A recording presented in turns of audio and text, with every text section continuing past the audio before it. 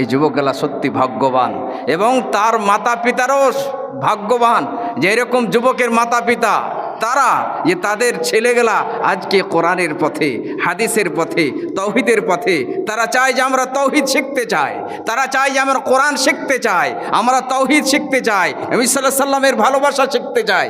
এই ছেলেগুলো যদি নেক হয়, নেক পথে চলে, তৌহিদের পথে চলে, মা বাবার জন্য কবরে নেকি পৌঁছিবে, মা বাবার কবরে নেকি পৌঁছেবে। তার জন্য ওই সমস্ত মা বাপ ভাগ্যবান যে সমস্ত মা বাপের ছেলেগুলো আজকে নেকির পথে, ভালো পথে। কিয়ামতের দিন এক বাবা বলবে আল্লাহকে, যে আল্লাহ আমি তো জীবনে এরকম কিছু নেকি করিনি, কিভাবে আমি এত জান্নাত উঁচু স্থান লাভ করলাম, এত উঁচু স্থান লাভ কোথা থেকে আমি করলাম?